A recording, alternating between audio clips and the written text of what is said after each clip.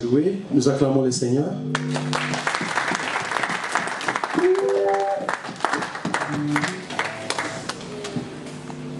Que Dieu vous bénisse pour votre présence. Nous croyons que Dieu va nous donner encore une nouvelle nourriture aujourd'hui. Amen. Parce qu'à chaque fois que Dieu réunit son peuple, c'est pour leur donner la nourriture au temps convenable.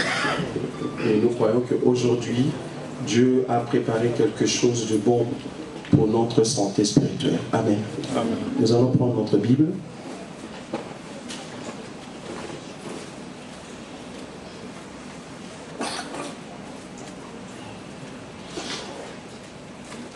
Nous sommes dans le livre de 2 Rois.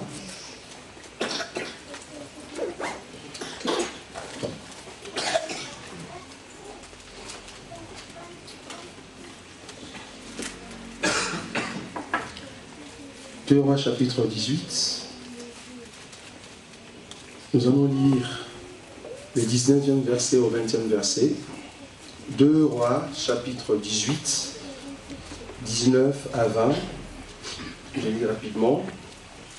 Rabshakeh leur dit: dites à Ézéchias, ainsi parle le grand roi, le roi d'Assyrie. Quelle est cette confiance sur laquelle tu t'appuies? Tu as dit, il faut pour la guerre de la prudence et de la force. Mais ce ne sont que des paroles en l'air. En qui donc as-tu placé ta confiance? Amen. Nous pouvons nous asseoir. Rapidement, je vais encore ajouter un autre passage dans le livre de Job, chapitre 12. Job, chapitre 12.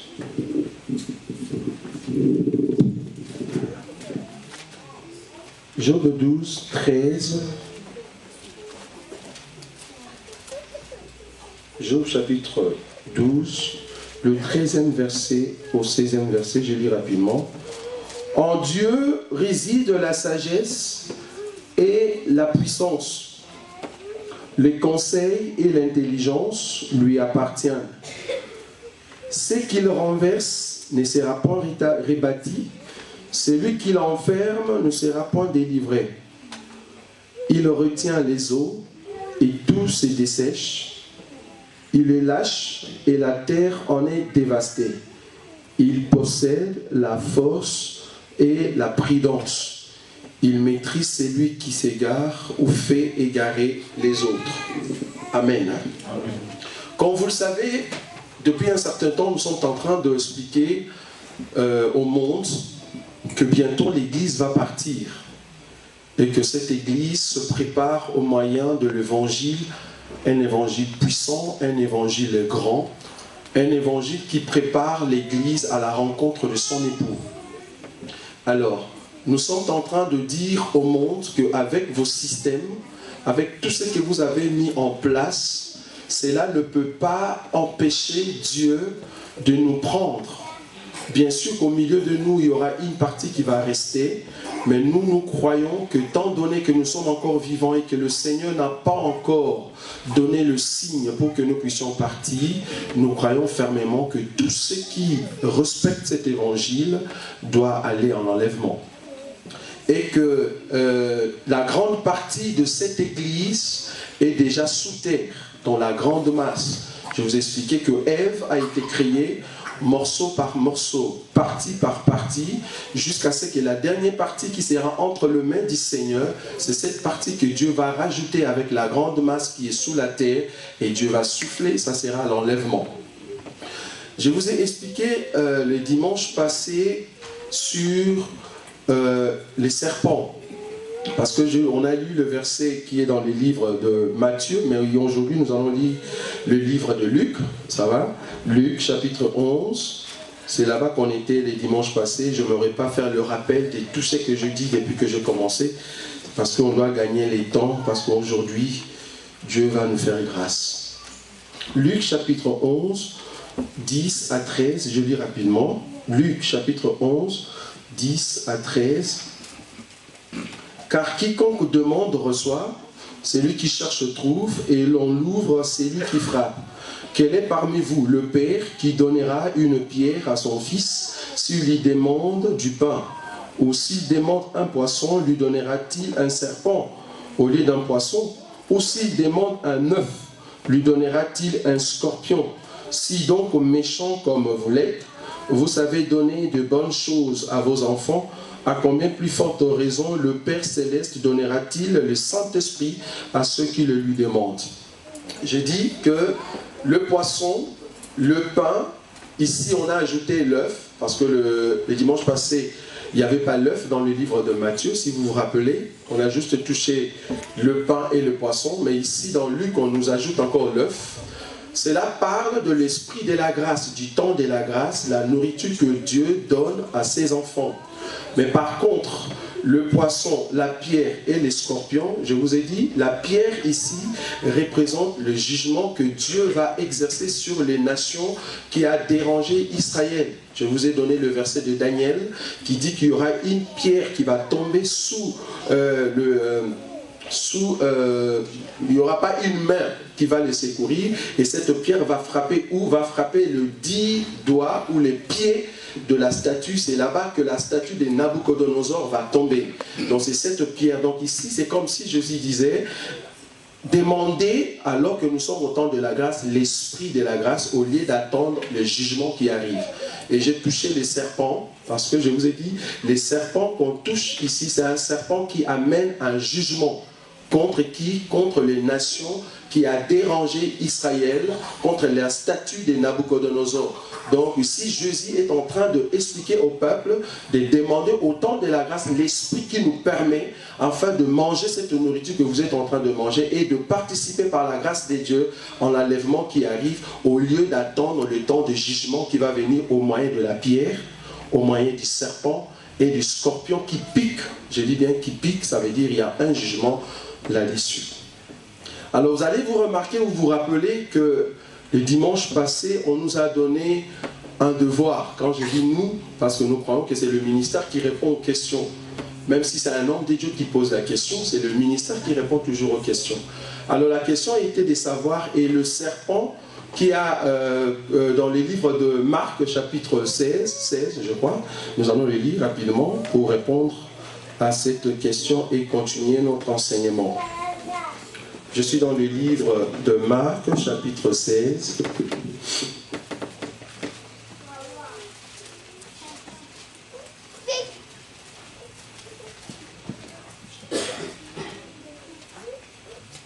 Marc chapitre 16, je lis rapidement. Oui, bon, on commence par 15 pour comprendre la pensée, ça va? 15. Puis il leur dit: allez par tout le monde et prêchez la bonne nouvelle à toute la création. À toute la création. C'est lui qui croira et qui sera baptisé sera sauvé, mais celui qui ne croira pas sera condamné. 17. Voici le miracle qui accompagneront ceux qui auront cru. En mon nom, ils chasseront les démons, ils parleront de nouvelles langues, ils saisiront des serpents, s'ils boivent quelques breuvages mortels, il ne leur fera point de mal. Ça va? Le verset ici, nous pouvons aussi l'ajouter avec un verset, je crois, qui se trouve dans le livre de Luc, là où il est dit, vous écraserez, je crois, vous écraserez le serpent ou rien ne vous fera nuire, quelque chose comme ça, ça va? Donc il faut les lier, le deux. Ici, comme je dis les dimanches passés, le mot serpent dans la Bible, le mouvement de tous les serpents dans la Bible, ils ont exercé 3 caractéristiques. Je dis bien dans la Bible. 3 caractéristiques. Et dans ces caractéristiques, nous avons dans Genèse chapitre 3, le premier verset, là-bas on nous dit, le serpent était le plus rusé. Donc là, nous comprenons que le serpent ici, dans Genèse, il a utilisé la ruse pour faire tomber une personne. Vous allez vous rappeler aussi qu'à chaque fois qu'on parle de morsure du serpent, c'est là où j'avais dit que là, on fait mention à un jugement. j'ai cité la fois passée le passage de Nombre chapitre 21, je crois, à partir du 6e verset jusqu'au 9e ou 8e. Là, on nous parle d'un serpent qui est en train de mordre. C'est la même chose avec Genèse chapitre 49 à partir du 16e verset. On nous montre que le jugement ici est signifié quand le serpent est en train de mordre. J'avais encore ajouté le passage de Paul. Quand Paul va quitter pour aller à Rome, la Bible dit, alors qu'ils étaient sauvés par ce naufrage et que le barbare ont préparé quelque chose, le feu tout autour du feu, il va prendre le bois et il y a eu une sorte de vipère qui est sortie et l'a mordu. Vous voyez? Dans le fait de mordre, qu'est-ce que le peuple a dit? Ah, Dieu n'a pas voulu l'épargner. Donc pour eux, c'était une sorte de jugement étant donné que le serpent lui a mordu. Or, dans ces passages de Marc et de Luc, ce que nous sommes en train de voir, c'est un serpent que vous pouvez saisir, même s'il vous mord, mais il ne vous fera rien. C'est dans ce sens-là qu'il faut prendre le verset. Donc ça veut dire, allons d'abord dans les caractéristiques. Donc c'est un serpent qui va vous mordre, mais Jésus dit, il ne vous fera rien. Rien ne pourra vous nuire, mais du moins il vous a mordu. Vous voyez? Donc nous comprenons qu'il y a un jugement à porter, mais ce jugement ne vous condamne pas. Vous n'êtes pas condamné à la mort. C'est la même chose avec Paul. Ici, je suis dans la lettre, comprenez. Donc ici, Jésus, qu'est-ce qu'il voulait dire? Ce que Paul a réalisé, cela aussi concerne ces versets. Ça veut dire, je ne dis pas que si vous voyez du serpent, il faut le saisir avec la main, hein? C'est pas ce que j'ai dit. Hein? Tu vas mourir calmement. Ici, je dis, toute personne qui a la mission des dieux, qui est dans les plans des dieux, étant donné que la prophétie ne s'est pas encore réalisée, même si on vous envoie un serpent à la maison, si le serpent vous mord, vous n'allez pas mourir. C'est là où je suis. Ça va? Donc Paul avait encore la mission et que ce serpent l'a mordu, mais cela n'a rien fait. Ça, c'est le premier aspect. Deuxième aspect, saisir les serpents et les serpents morts ici, ce sont de mauvais esprits aussi. Là, nous pouvons le voir dans les livres de Genèse, la Bible dit la postérité de la femme, n'est-ce pas? Vous voyez? La postérité de la femme te crasera la tête, mais toi, tu vas juste lui blesser le talon. Donc nous comprenons, le fait de blesser, c'est la morsure que les serpents envoient dans la postérité de la femme, mais cette condamnation ou ces jugements n'a rien fait. Parce que la postérité de la femme va vaincre, le venin va vaincre les serpents ou les démons. C'est dans ce sens-là qu'il faut voir le verset, à moins que je sois sûr que j'ai répondu à cette question. Oui. Bon, le passage de Genèse, là, on dit que tu lui mordras le talon. C'est quoi? Qu'est-ce que ça veut dire, mordre, cette morsure-là? On dit la postérité de la femme. Ça va? Ici, nous voyons, c'est l'acte que le Christ a réalisé. Parce que la postérité de cette femme, nous croyons, c'est cet enfant, comme le pasteur l'a prêché, cet enfant qui sera enlevé. Mais cet enfant doit quand même passer par un jugement qui ne va pas l'amener à la condamnation éternelle. Ça veut dire, il va mourir, mais il va ressusciter.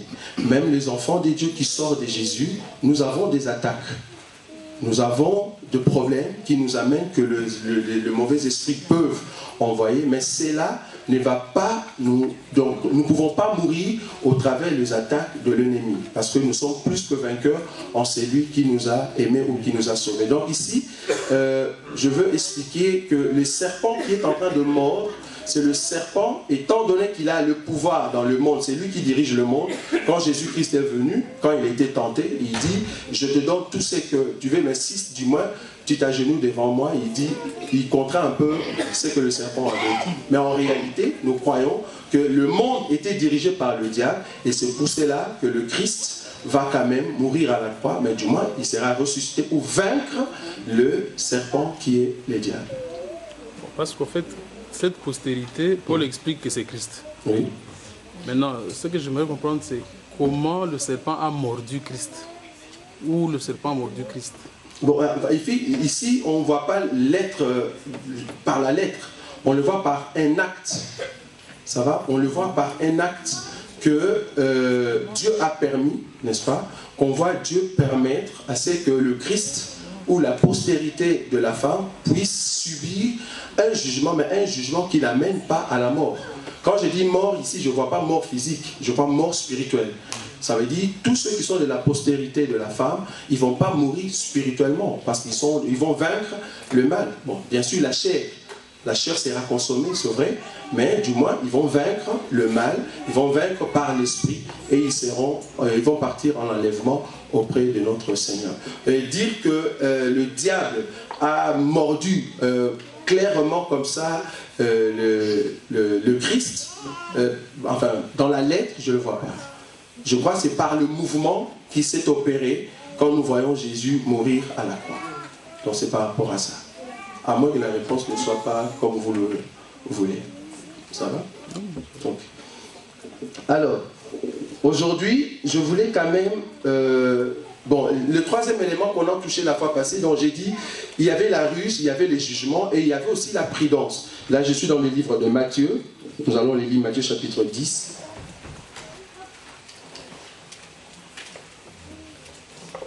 Matthieu 10.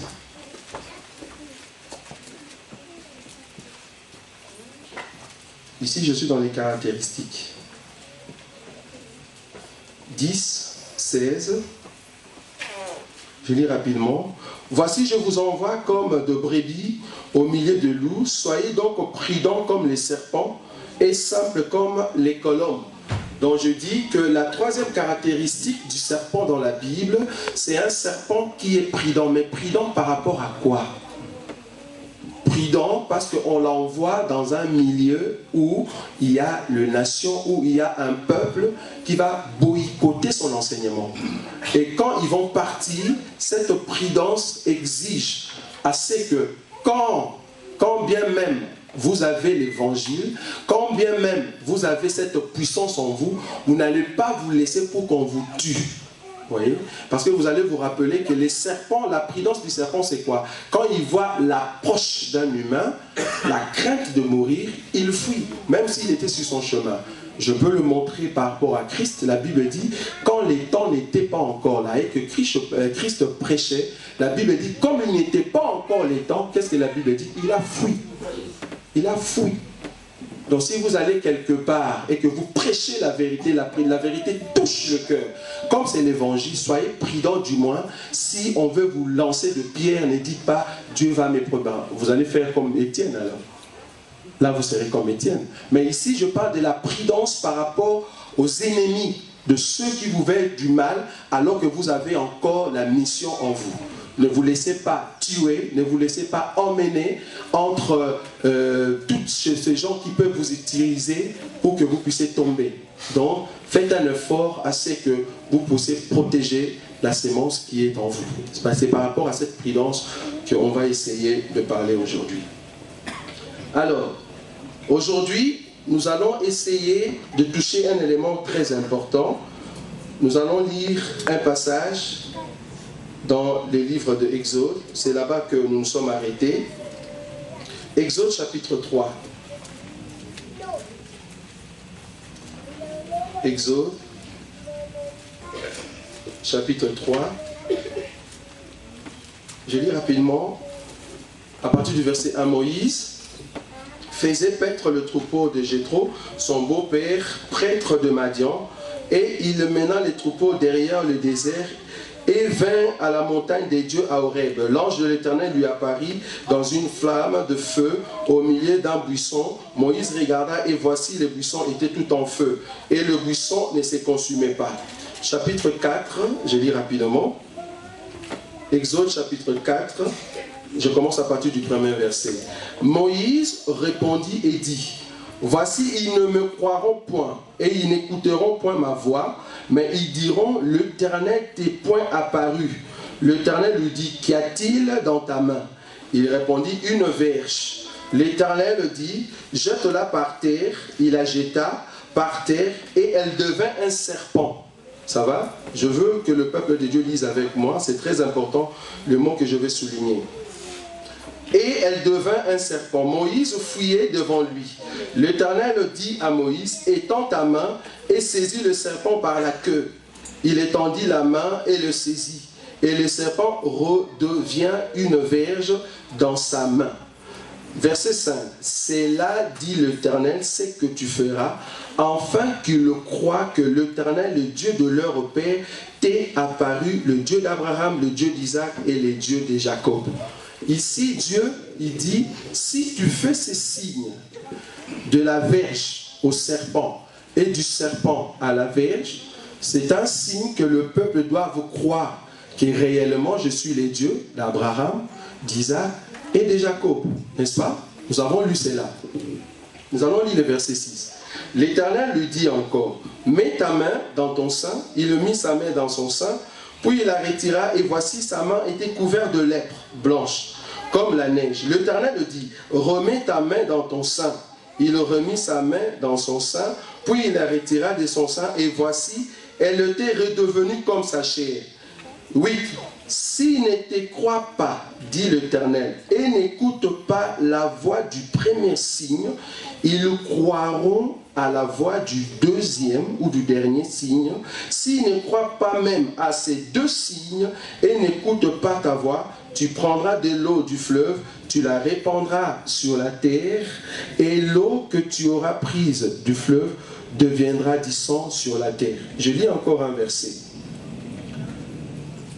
Je suis dans le livre toujours de Exode chapitre 4, le verset 30. Aaron rapporta toutes les paroles que l'Éternel avait dites à Moïse et il exécuta les signes. Vous avez vu avec moi, non? J'aime que le peuple soit avec moi. Je répète le verset parce qu'on va maintenant expliquer une chose très importante. Aaron rapporta toutes les paroles que l'Éternel avait dites à Moïse. Et il exécuta les signes, au pluriel. Ça va? Les signes aux yeux du peuple. Et le peuple crut. Vous avez vu ça, non? Il apprit que l'Éternel avait vu les enfants d'Israël, qu'il avait vu leur souffrance, et ils s'inclinèrent et se prosternèrent. Ça va? Vous avez vu ça, hein? Ok, nous allons fermer nos Bibles.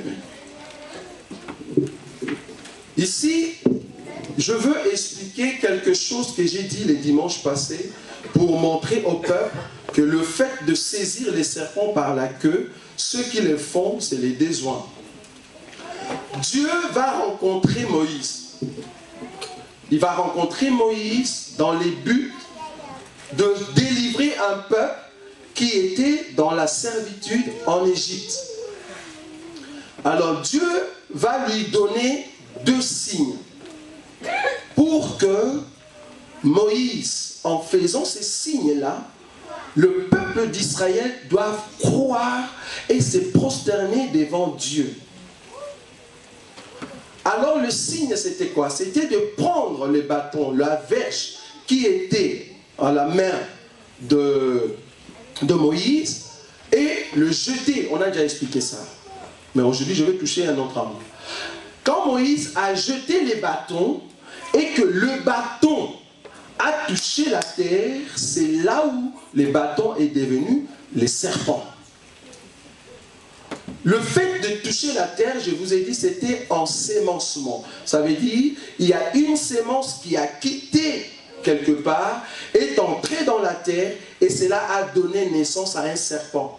Nous disons, les serpents ici, par rapport à ces signes, c'est les temps de la grâce. Ça veut dire la verge qui est la puissance, la verge qui est la gloire, la verge qui est les commandements, la verge qui est la force, a accepté de prendre un corps en mouvement. Mais cette verge doit toucher d'abord la terre. En touchant la terre, la verge devient un serpent. Alors, quand la mission du serpent sera terminée, il faut que le serpent redevienne la force, redevienne dans sa puissance, redevienne dans sa gloire. Vous voyez? Or, pour redevenir dans sa gloire, la Bible dit, Moïse va toucher la queue du serpent, et c'est comme ça que le serpent est redevenu la verge. Là, sur la montagne, nous voyons Moïse qui s'exprime avec Dieu. Mais Dieu va dire, je vais t'envoyer Aaron, c'est lui qui va t'aider à t'exprimer devant le peuple. Quel peuple? Le peuple qui doit vous croire aux deux signes. Ça veut dire la verge qui se transforme en serpent et serpent en verge. Et puis la main, vous voyez, l'acte qu'il a fait. Parce que le deux signes se ressemblent. Le deux signes ici se ressemblent. Mais le problème est que le temps que Dieu a utilisé, vous voyez, les temps que Dieu a utilisés, c'est différent. Le fait de prendre sa main droite et de poser sur le sein en le faisant sortir et recouvert par la lèpre, c'est la même chose de la verge qui frappe la terre et redevient le serpent. Et le fait de prendre la main qui est remplie de la lèpre, remettre sur le sein, et en faisant sortir, il n'y a plus la lèpre, c'est la même chose, les serpents qui redevient la verge. Est-ce que vous m'avez saisi? Je dis bien, les deux signes, c'est récent. Mais vous allez comprendre que je veux l'expliquer ici, comme je le dis le premier jour, par rapport aux deux morts dans le jardin. Je vous ai dit que dans les jardins, il y avait deux morts.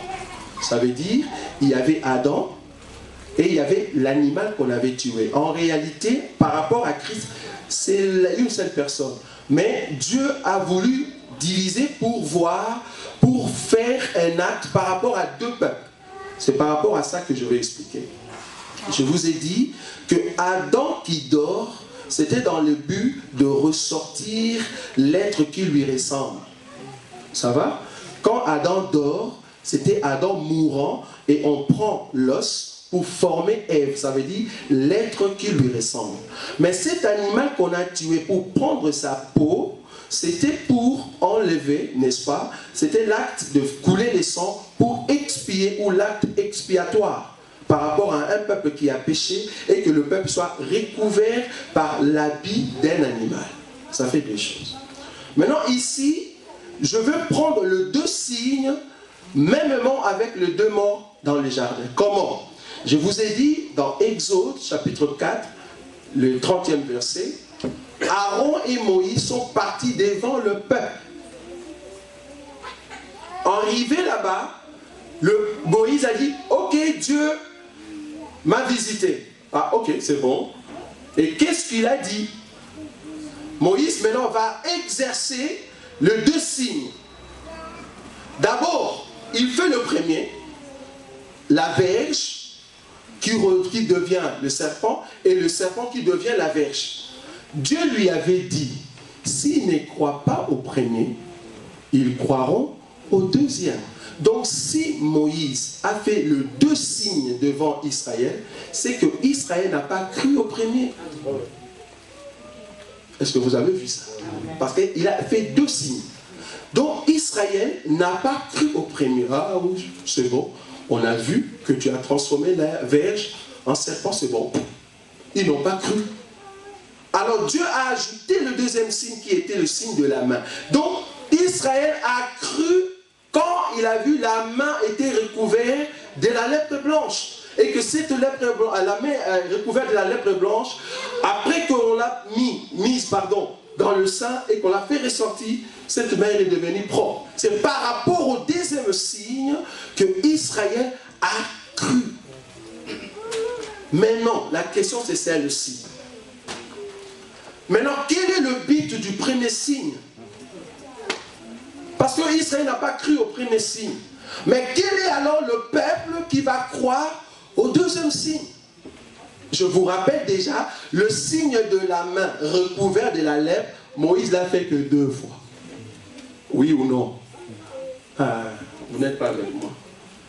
Le signe de la lèpre, ça veut dire la main qui est recouverte de la lèpre blanche, ce signe Moïse l'a fait 2 fois. Ça veut dire c'était sur la montagne et devant le peuple. Oui ou non? Oui. Ah, merci. Amen. Vous avez compris, non? Mais le signe du serpent, Israël a refusé. Moïse l'avait fait sur la montagne. Moïse l'a fait avec Aaron devant le peuple. Ils n'ont pas cru. Maintenant, qui va croire à ce signe? Il faut le faire pour la 3e fois. parce que c'est un signe qui vient de Dieu. Il faut qu'il y ait un peuple qui accepte ce signe-là. Est-ce que vous comprenez? C'est là où je suis. Moi, j'aime les saints. Parce que quand tu marches, déjà, ils voient déjà là où tu vas. Et ça fait du bien, ça. Le peuple n'a pas cru à ce signe.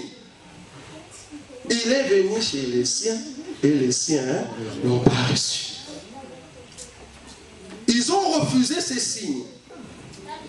Parce que c'est le premier signe. Mais la Bible ajoute à tous ceux qui l'ont reçu, il leur a donné le pouvoir de devenir enfants de Dieu. C'est-à-dire à la nature de ces serpents-là. Vous n'avez pas encore vu. Un serpent refusé par Israël, mais le même serpent doit aller trouver un peuple qui a la même nature que ces serpents. C'est pourquoi il faut que Jean-Baptiste puisse l'introduire. Il faut que Élie puisse l'introduire. Où? En Égypte. Il y a d'autres déjà qui voient. C'est bien ça.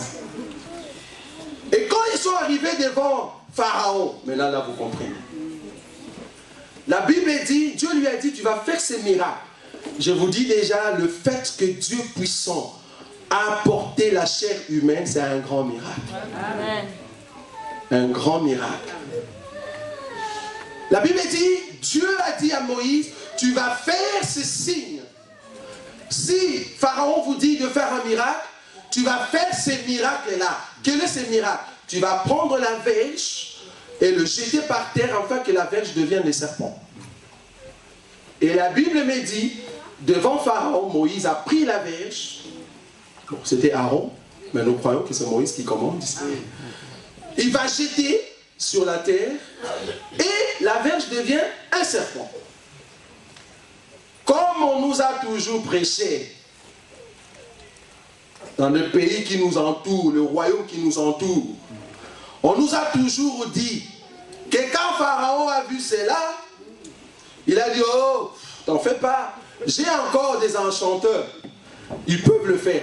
Ils viennent tous avec leurs bâtons aussi. Qu'est-ce qu'ils font? Ils le jettent aussi. Et ces bâtons redeviennent aussi des serpents.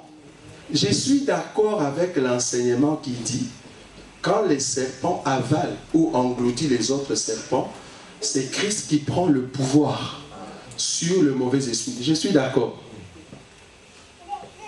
Et s'il faut le mettre dans les temps, nous prenons que Christ prenant le pouvoir ici, ça a commencé à partir de la croix jusqu'à ce que, même aussi avant le millénium, parce que là-bas aussi Christ va prendre l'autorité devant tous les esprits. Je suis d'accord avec ça. Mais ici, moi je vous amène pour vous montrer que saisir les serpents, c'est les désoins qui l'ont fait. C'est là-bas que je vous amène. Or, ils ne peuvent pas entrer en scène étant donné que nous sommes au temps de la grâce. Le temps de la grâce, c'est quoi? C'est quand celui qui a été refusé en Israël vient en Égypte voir un peuple qui était loin, captif, entre les mains des enchanteurs de Pharaon. Ça veut dire ils étaient saisis par la puissance du péché. Mais ce jour-là, quand Dieu a voulu prendre la forme humaine en frappant la terre, il a été né d'une femme, il a accepté de mourir à la croix, il a brisé la force qui était entre les mains des démons, qui était entre les mains de Satan, afin que le peuple qui était retenu captif puisse retrouver les saluts. Donc vous comprenez que ici, les serpents qu'on est en train de jeter par terre, c'est un peuple qui ressemble aux serpents que Moïse et Aaron jetaient. Est-ce que vous avez vu avec moi? Ici, je suis dans un autre angle. Hein? Ne refusez pas les autres enseignements. Mais nous ajoutons, si vous posez des questions, vous allez comprendre pourquoi je marche comme ça. Donc je dis ici, Aaron jetant la verge et que le serpent est né, s'est mis en mouvement, c'est le temps de la grâce qui commence. Et ce temps va se terminer quand? C'est quand tout le peuple de Dieu doit être sauvé. Ça veut dire, tous ceux qui étaient retenus captifs, et qui sont devenus la même nature avec les serpents de Moïse et d'Aaron, ils doivent entrer dans les champs, ils doivent entrer dans la bergerie, ils doivent entrer dans l'évangile, ils doivent entrer dans la parole. Parce que les serpents ici, c'est l'évangile que nous prêchons. Il faut que ce peuple-là, partout où ils sont, reçoivent le message afin qu'ils soient à l'image de fils de Dieu. Et c'est comme ça qu'ils vont entrer dans l'arche de Noé. C'est comme ça qu'ils vont recevoir le salut. Et quand ils seront tous sauvés, quand ils seront tous dans les ventres du serpent, de Moïse et d'Aaron, ce n'est qu'à ces moments-là que les désoins, ici les désoins, c'est Moïse et Aaron, frère. Ils vont toucher les serpents et le serpent va redevenir la verge. Ça veut dire quoi? Tous les serpents qui étaient entre les mains d'Aaron, quand Moïse tient son bâton comme ça, ils sont à l'intérieur. Est-ce que vous le voyez? Et avec cette verge-là qu'on va faire les miracles, frère. Les plaies vont commencer à frapper. Nous sommes déjà là-bas, dans la verge. Est-ce que vous avez vu ça? Voilà, c'est là où je suis. Donc, toucher les serpents ici, c'est quand les désoins font entrer le Seigneur dans sa position de la force, de la puissance. C'est là où nous allons retrouver le salut et Dieu va nous bénir parce que nous sommes dans la verge. Et vous allez comprendre que Moïse ne peut pas commencer à frapper de plaies, étant donné que le temps de la grâce est là, frère. Les 10 plaies ne viennent qu'après que le serpent tentait d'entrer dans la verge. Vous comprenez là où je suis maintenant? Oh, bien aimé. Je ne sais pas si vous voyez ce que je vois. Ici, je suis en train de vous dire que les désoins vont frapper la terre avec de plaies, parce qu'ils ont la puissance. Nous sommes dans Apocalypse chapitre 11. Ils vont frapper quand? C'est quand l'église sera enlevée. Ça veut dire ils sont entrés dans celui qui est puissant, la force. Ça veut dire dans la verge. Voilà. Amen. Amen. Et quand ils vont frapper, ils frappent. Après, qu'est-ce qu'il y a eu? Il faut que Israël puisse fuir où?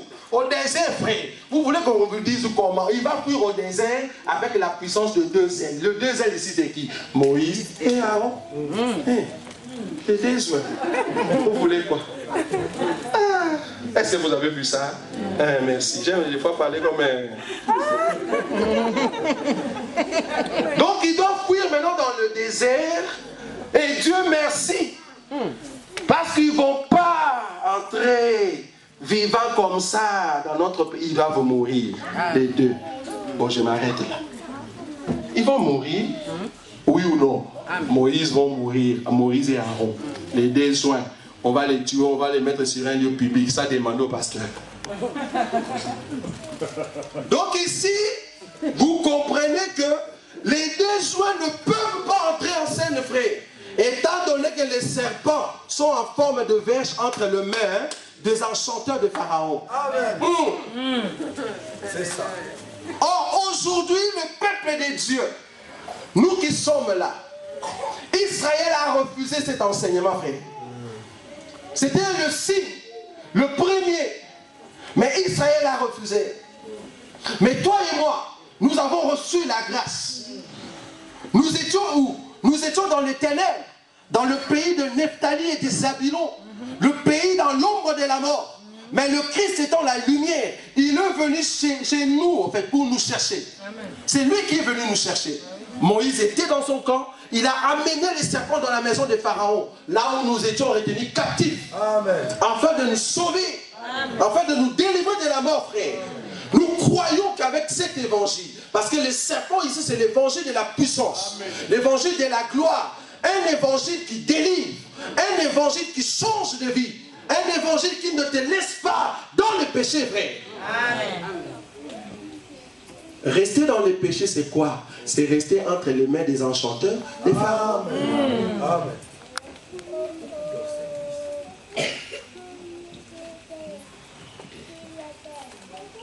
Les dieux que nous servons, c'est un Dieu très puissant. Un Dieu de gloire. Parce que je ne veux pas toucher la main, on le touchera le dimanche prochain.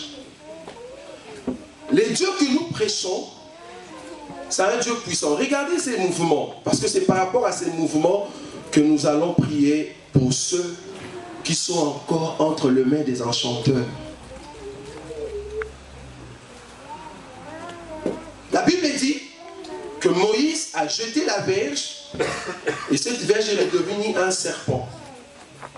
Quand les serpents bougeaient, les enchanteurs n'ont pas encore fait un mouvement. Mais les enchanteurs sont venus quand? C'est quand Pharaon leur a donné l'ordre. Quand ils ont jeté leur verge, cette verge qui était en possession, en captivité, c'était des captifs qu'ils avaient entre les mains. Nous allons lire un verset. Je suis dans le livre de Luc. Luc chapitre 4. 18. C'est un verset que nous connaissons. L'Esprit du Seigneur est sur moi parce qu'il m'a oint pour annoncer une bonne nouvelle aux pauvres. Il m'a envoyé pour guérir ceux qui ont le cœur brisé, pour proclamer aux captifs la délivrance. Pour proclamer aux captifs. Vous étiez captifs où? Entre les mains des enchanteurs, des pharaons. Un captif, on peut l'utiliser à tout moment. Vous étiez esclaves du péché, esclaves de fraude, esclaves de l'impudicité, esclaves de la tricherie, esclaves du péché à fond, et tu le fais consciemment. Mais grâce soit rendue à Dieu, à celui qui a accepté de mourir à la croix, afin de prendre ta forme.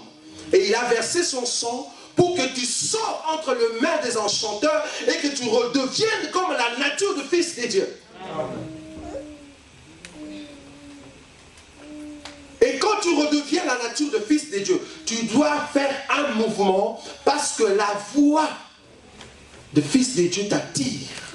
Et cette voix, c'est cet évangile. Un évangile très puissant, frère. Jésus va dire, en vérité, je vous l'ai dit, l'heure vient, et elle est déjà venue, où le mort entendront la voix de fils de Dieu. Nous croyons que ceux qui sont entre les mains des enchanteurs, ils sont morts. Mais par rapport à cet évangile, nous croyons réellement que Dieu va attirer tous les fils de Dieu, tous les enfants de Dieu qui ont la même nature que Christ. Et quand nous prêchons comme ça, si en vous, vous sentez que vous avez encore cette puissance qui vous accable dans le péché, vous avez encore cette puissance qui vous dérange, cet évangile est là pour vous délivrer, frère. Amen.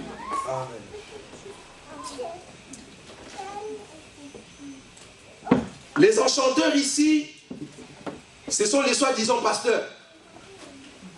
J'ai bien dit soi-disant. Un pasteur qui va vous présenter des enseignements faux, dirigés vers l'argent. Un pasteur qui vous présente un enseignement pour vous amener dans l'impudicité.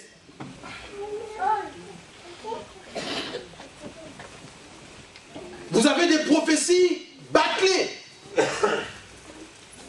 dans le but de vous amener dans le péché. Merci, Marty. Vous avez des enseignements ces derniers temps, parce qu'il faut comprendre une chose.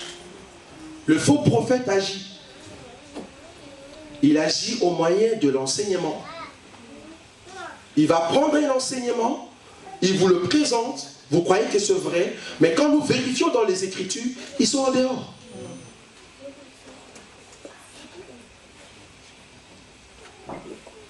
Et ces derniers temps, ces choses bizarres, tous ces pasteurs se font consacrer avec des toges.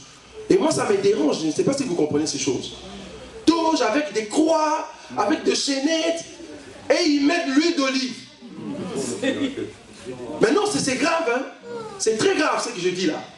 Ils mettent l'huile d'olive, soi-disant, c'est ça l'onction, c'est ça le Saint-Esprit. Or, dans la Bible, nous ne voyons pas la consécration avec l'huile d'olive. Ah non, nous suivons Aaron.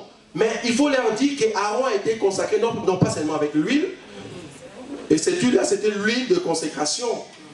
qu'on appelle l'huile d'onction, il n'y avait pas que l'huile, il y avait aussi les sang. Vous ne savez pas, hein?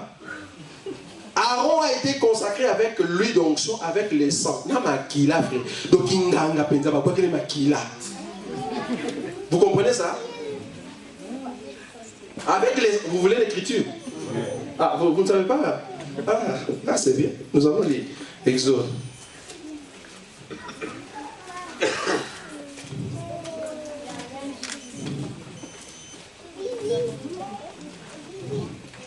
Exode, je crois, 28 ou 29.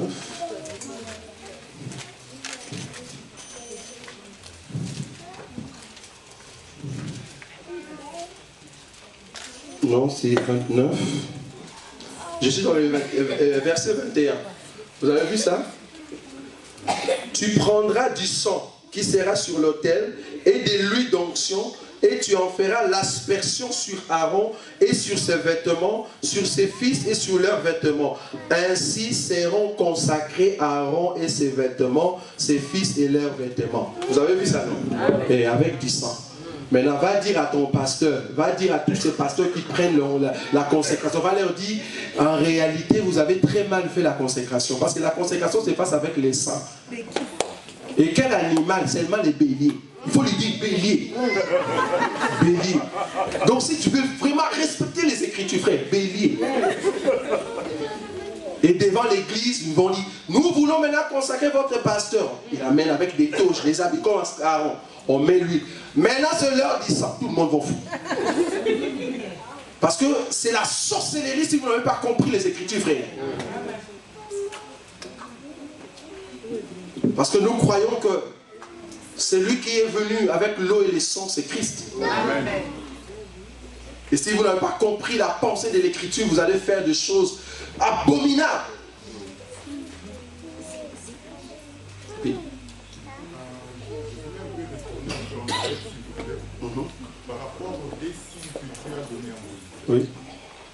Si je suis bien votre enseignement, bon, je crois que pour moi, le dessin soit un peu différent. Par rapport à la verge qui devient le serpent et à la main qui devient la lèvre. Oui. Pourquoi? Je le dis parce que vous verrez que lorsque Moïse veut aller chez Pharaon, Dieu lui a donné qu'un seul signe. Tandis que dans la montagne, il lui a donné deux signes. Devant Pharaon, il a dit tu prendras seulement la verge et ça deviendrait serpent. Mais devant Pharaon, Moïse n'a pas fait la main. La deuxième signe. Voilà. Donc la main qui devient la lèvre était seulement pour Israël. Oui. Donc, c'est pour ça que je dis qu'il y a deux signes différents. Il y a un qui est pour Israël et il y a un qui est pour Pharaon. C'est ce que j'ai dit. J'ai dit ici que le mouvement que Israël a fait par rapport aux deux signes, Dieu lui a dit, ça c'est le premier signe que tu vas présenter. S'il ne croit pas, c'est Dieu qui a dit. S'il ne croit pas au premier, parce qu'en réalité s'ils avaient cru au premier, on n'a pas besoin du deuxième. Non, je dis par rapport à Pharaon. Non, je suis encore Israël. Ça va? Ici je dis, le premier signe, Israël n'a pas cru. Donc ça veut dire, ce n'est pas pour lui comme tu l'as dit. Donc le deuxième signe, c'est pour Israël. Mais le premier, il faut l'amener chez le Pharaon. Mais dans quel but? Tu vois là où nous sommes. Ici maintenant, je suis d'accord, comme je vous ai dit, que ça peut être, comme nous disons, prendre la puissance, le pouvoir. Donc Christ régnait au-dessus de tous les démons, au-dessus de toute puissance, ça je suis d'accord, mais nous pouvons aussi le prendre dans le sens où c'est les temps de la grâce, où Dieu vient prendre un peuple, et ce n'est qu'après que Moïse et Aaron vont commencer à frapper, ça veut dire les déshonneurs. C'est comme ça que j'essaie. Donc je le prends par rapport dans la montagne, il donne deux signes, pour que le peuple puisse croire. Les deux signes c'était pour Israël. Il a dit c'est pour Israël, mais Israël n'a pas cru au premier. Oui, mais devant Pharaon, il dit que c'est le signe. Oui. Le signe de Pharaon, c'était seulement le serpent. Oui. Mais pour Israël, il devait croire au signe de la lèpre. Oui. Ça peut dire autre chose aussi. C'est pour ça que je voulais demander par rapport à la lèpre. Oui. Ce que Dieu voulait dire par là. C'est la même chose. C'est ça que j'ai présenté les deux morts du jardin. J'ai parlé des deux morts. Donc ici, le signe du serpent devant Pharaon, c'est Adam qui va dormir et on va prendre la côte et on va former l'être semblable. Tu vois maintenant ça? Donc ça veut dire Moïse va se présenter devant Pharaon dans le but de faire sortir un serpent pour que le serpent, que l'être semblable au serpent puisse entrer pour qu'il devienne une seule chair. Je suis là-bas. Maintenant, deuxième signe, je parle ici de l'animal tué dans les jardins cet animal va prendre seulement sa peau pour revêtir. Donc la lèpre, on le prend par rapport au péché alors. Oui, c'est le... Adam, tu touches par rapport au péché. Au péché de qui? C'est Adam, quand tu touches que l'animal doit être tué. Oui. On puisse le revêtir. Oui. Par rapport au péché, Adam était revêtu. Non, ici la main que Dieu montre, je dis bien dit que le deux signes parlent d'une même personne. Ça veut dire Christ. L'acte de la main recouverte par la lèpre, c'est l'acte que le Christ a accepté le péché. Il n'était pas pécheur, mais il s'est fait pécher. Ça va? Donc là, il a accepté cet acte, mais après, il va redevenir propre. Tu vois? C'est la même chose. C'est la même chose avec les serpents. Il était vierge, mais il prend la forme humaine, et après, il redevient dans sa forme d'autorité. Donc j'ai dit, tout ça parle de Christ. Vous voyez? Oui. Bon, je ne sais pas s'il a fini. Oui. Oui, en fait, par rapport au premier signe, parce que vous avez démontré que le fait qu'il reprenne le bâton, ce sont les deux joints. Non, c'est acte. Quand j'ai dit que le serpent en mouvement, et les temps que le serpent entre dans les serpents de Moïse et Aaron, ces temps, c'est le temps de la grâce. Ça va? J'ai expliqué ça comme ça. Alors, quand le temps de la grâce va finir, va prendre fin, ça veut dire tous les serpents qui devaient entrer dans l'arche, qui devaient entrer dans la bergerie, sont entrés. Qu'est-ce qui reste? Parce que c'est l'enlèvement. Il faut que le serpent redevienne dans sa forme normale. Or, la forme normale du serpent, ceux qui vont entrer en scène maintenant, c'est les désoins. Je suis maintenant dans la prophétie des désoins. Oui, parce qu'au fait, Israël ne croira qu'au deuxième signe. Oui. Et le deuxième signe vient après celui du serpent. Oui. Donc c'est celui de la lèpre. Oui. Donc ça, c'est moi, je voyais les deux joints intervenir au moment de la lèpre, parce que c'est le deuxième signe. Parce que le premier signe, eux n'ont pas cru. Le premier signe, c'est maintenant, c'est nous qui croyons au premier signe. Mais Moïse et Aaron, ici, ils ne sont pas Israël. Hein. Ici, je vous ai dit, présenter les bâtons devant Pharaon, c'est Élie qui le fait entrer en scène. J'ai bien dit ça. Qui dit Élie, nous voyons Jean-Baptiste. J'ai dit ça, ça va? Il le fait présenter dans la scène. Maintenant, ça va prendre fin quand? C'est la même chose quand j'ai expliqué, par exemple, la nudité de Noé. Je ne sais pas pour ceux qui étaient avec nous, j'ai présenté que Noé, qui était normal, c'est Noé maintenant qui va entrer dans la tente, va boire pour rester nu. Les temps où Noé entre dans la tente, c'est ça les temps de la grâce. Et il y a un peuple qui va entrer là-bas pour bénéficier de ces temps-là. C'était Cham. Maintenant, quand Cham va sortir, il y a les deux frères qui arrivent. Dans lequel but? Dans le but de prendre le manteau et cacher la nudité du père pour que le père redevienne normal. C'est ça les besoins. Vous voyez? Donc ici, je présente que quand les temps de la grâce sera fini, c'est alors les besoins qui vont entrer en scène. Il ne faut pas prendre les choses A égale A.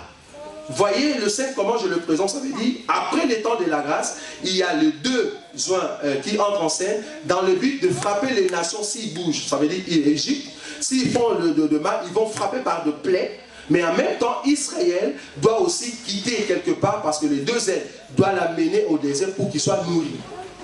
Vous voyez un peu cette vision-là, c'est par rapport à ça que je présente la chose. Oui. En fait, voilà un peu parce que c'est vrai que ce que l'homme de Dieu est en train de dire, c'est-à-dire les déouans, que ce soit les déouans, que ce soit les ministères, utilisent les mêmes instruments. Ah, ok. Mais cependant, les serpents, lorsqu'ils touchent la terre, là il dit c'est le temps de la grâce. Ok? Parce que la Bible dit, c'est ce que même ce qui a dépassé l'entendement de Salomon. Lorsqu'il dit il y a trois choses qui sont au-dessus de ma portée, même quatre, je ne sais les comprendre. La trace du serpent sur le rocher. C'est-à-dire c'est le temps où l'Éternel travaille avec l'Église. Alors l'homme de Dieu explique qu'il faut que tous les serpents détenus par les enchanteurs entrent dans le serpent de Moïse. Lorsqu'ils entrent, alors Moïse doit toucher le serpent, Aaron plutôt, Aaron pas Moïse, doit toucher la queue. Or, vous allez remarquer que lorsqu'on parle de la tête et la queue, le Seigneur parle de vous serrer la tête et non la queue. C'est-à-dire la tête et la queue parlent les commencements et la fin. C'est-à-dire, lorsqu'il touche la queue, veut dire que la mission est venue. Mais lorsqu'il touche, vous allez remarquer que dans la main, le serpent redevient un bâton. Lorsqu'il redevient bâton, c'est avec les bâtons qu'il commence maintenant à frapper. Or, le bâton qui frappe, c'est Jida. Parce que la Bible dit Jida, c'est les bâtons. Or, Jida, c'est un lion. Jida, il est en même temps les serpents. Donc, par rapport à Dan et Jida, ils font le même travail. Donc, ça veut dire que lorsqu'il redevient un serpent et vierge, mais c'est maintenant avec la verge que les déouins vont utiliser pour frapper l'Égypte et la terre. Donc, voilà un peu là où l'homme de Dieu est en train d'utiliser le même instrument qui travaille pour les nations et le même instrument que les déouins vont utiliser pour frapper la terre. Voilà un peu ce que je pouvais ajouter. Merci l'homme de Dieu. Est-ce que vous avez saisi? Ça va? Donc, je veux dire ici, les enseignements que nous présentons, c'est un même enseignement, mais on peut le prendre dans plusieurs aspects. Ça va? Donc ici, un autre peut se limiter par rapport au serpent et dire, là, je suis par exemple dans les milléniums, où là, il touche le serpent ici, ça veut dire, les serpents qui viennent sur les enchanteurs, il les prend comme des démons. Ça veut dire Satan, le Christ a pris le pouvoir. C'est juste aussi, ça va? Mais ici, comprenez comment je marche. Donc je marche par rapport à ce que le pasteur a ajouté.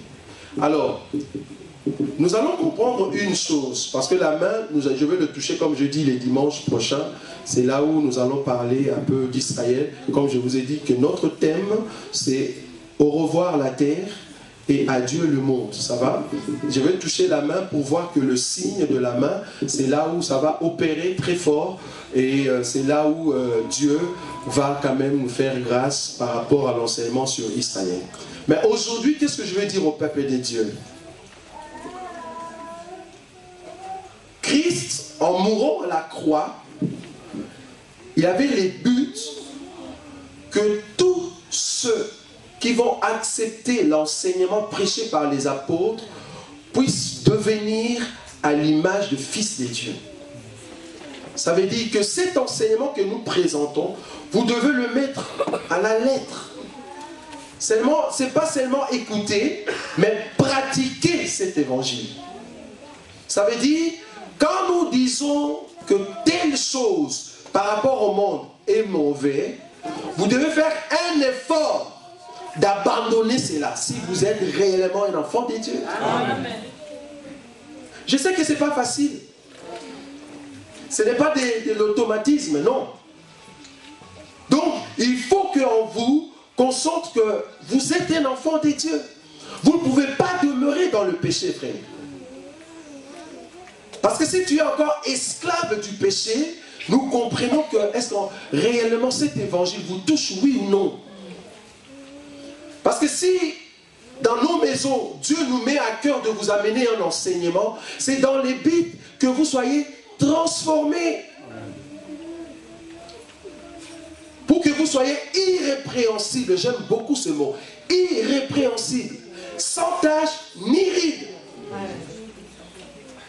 Donc chaque mot, chaque pas compte avec Jésus. Et ce que j'aime beaucoup avec ses maris, avec cet époux, il ne va pas abandonner son peuple. À chaque fois que vous êtes dans la faiblesse, il va vous amener une parole qui va vous donner les réconforts pour que vous puissiez vous continuer dans la marche. C'est un Dieu qui vous aime tant. Bien aimé. Les enchanteurs ici, c'est tous ceux qui peuvent encore vous retenir captifs. Je ne sais pas, je ne connais pas votre vie. Mais vous vous connaissez. Je ne sais pas qu'est-ce qui vous dérange. Mais vous-même, quand vous êtes dans votre chambre, quand vous regardez le miroir, tu dis, si le Seigneur Jésus revient aujourd'hui avec ça, est-ce que je vais partir? S'il y a encore quelque chose qui vous dérange, si vous voyez que vous êtes encore esclave de quelque chose, frère, essayez de voir les hommes de Dieu, parlez avec eux, afin qu'il puisse vous donner des enseignements pour que vous puissiez sortir de la chose. On ne dit pas que nous vivons encore déjà dans la perfection. Mais nous essayons, nous courons. Et en courant, nous pouvons tomber. Mais on ne vous dit pas de rester toujours couché. Levez-vous et continuez la marche. Amen. Parce que le Seigneur a besoin d'un peuple saint. Un peuple lavé, purifié. Avant de prier, j'aimerais quand même qu'on lise un verset. 1 Thessaloniciens.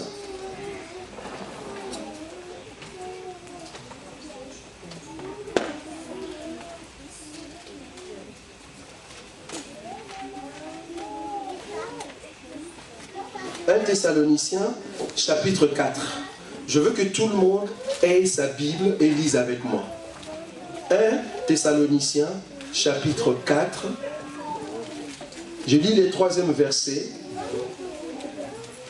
jusqu'au 5e. 1 Thessaloniciens 4, 3 à 5. La Bible dit ceci. Ce que Dieu veut, c'est votre sanctification. Ce que vous vous absteniez de l'impudicité, c'est que chacun de vous sache posséder son corps dans la sainteté et l'honnêteté, sans vous livrer à une convoitise passionnée comme font les païens qui ne connaissent pas Dieu. Ce que Dieu veut, c'est votre sanctification. Nous devons nous sanctifier. Et c'est la parole qui sanctifie. Quand nous présentons cet enseignement, c'est pour que vous arriviez à la sanctification. Que votre vie change par rapport à la légèreté du péché. Là où nous sommes, nous allons nous lever. Nous allons nous lever et nous allons prier. Nous allons nous lever et nous allons prier. Les chantres vont nous aider avec un cantique.